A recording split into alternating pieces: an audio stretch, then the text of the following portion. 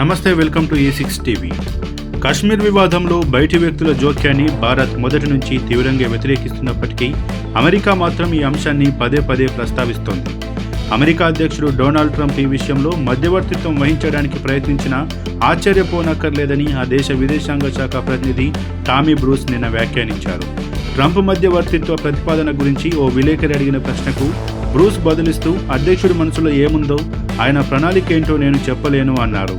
అయితే అధ్యక్షుడు ట్రంప్ వేసే ప్రతి అడుగు దేశాల మధ్య దశాబ్దాల విభేదాలను, యుద్ధాలను పరిష్కరించడానికేనని మనందరికీ తెలుసు. కాబట్టి ఆయన అలాంటి అంశాన్ని పరిష్కరించాలనుకోవడంలో ఆశ్చర్యం లేదని ఆమె పేర్కొన్నారు. ఇక ఈ వ్యాఖ్యలపై భారత విదేశాంగ శాఖ ప్రతినిధి రణదీప్ జైస్వాల్ స్పందిస్తూ, జమ్మూ కాశ్మీర్ కేంద్రపాలిత ప్రాంతానికి సంబంధించిన ఏ సమస్య అయినా భారత్, పాకిస్తాన్ ద్వైపాక్షికంగానే పరిష్కరించుకోవాలన్నది మా సుదీర్ఘకాల జాతీయ విధానం.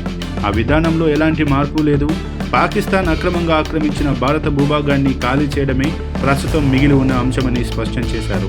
పొరుగు దేశాలతో వివాదాల్లో మూడో వ్యక్తి ప్రమేయాన్ని భారత్ తిరస్కరించడానికి 1972 నాటి తాష్కెంట్ ఒప్పందం కూడా ఒక ఆధారమని ఆయన గుర్తు చేశారు. ఇటీవల భారత పార్లమెంటరీ బృందం డిప్యూటీ సెక్రటరీ లాండౌతో భేటీ అయినప్పుడు ఉగ్రవాదంపై పోరులో భారత్కు అమెరికా బలమైన మద్దతును, ఇరు దేశాల వ్యూహాత్మక భాగస్వామ్యాన్ని పునరుద్ఘాటించిందని బ్రూస్ తెలిపారు.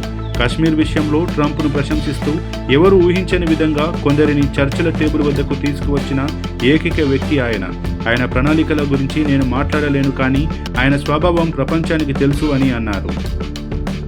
గత నెలలో భారత్, పాకిస్తాన్ మధ్య 4 రోజుల పాటు జరిగిన ఘర్షణల్లో కాల్పుల విరమణకు అమెరికానే మధ్యవర్తిత్వం వహించిందన్న వాదనను కూడా ఆమె పునరుద్ఘాటించారు. ఈ వాదనను భారత్ ఇప్పటికే ఖండించింది. అమెరికా విదేశాంగ మంత్రి మార్కో రూబియో, అధ్యక్షుడు ట్రంప్, ఉపాధ్యక్షుడు JD వాన్స్ల వల్లే ఇది సాధ్యమైందని ఆమె పేర్కొన్నారు. అయితే భారత విదేశాంగ శాఖ కార్యదర్శి విక్రమ్ మిశ్రీ ఈ వాదనలను తోసిపుచ్చారు. ఇరు దేశాలు ద్వైపాక్షిక స్థాయిలో సైనిక చర్యలను నిలిపివేయాలని నిర్ణయించుకున్నాయని ఆయన స్పష్టం చేశారు. ఆపరేషన్ సింధూర్లో భారత సైనిక బలమే పాకిస్తాన్ను కాల్పుల విరమణకు అంగీకరించేలా చేసిందని జైస్వాల్ తెలిపారు.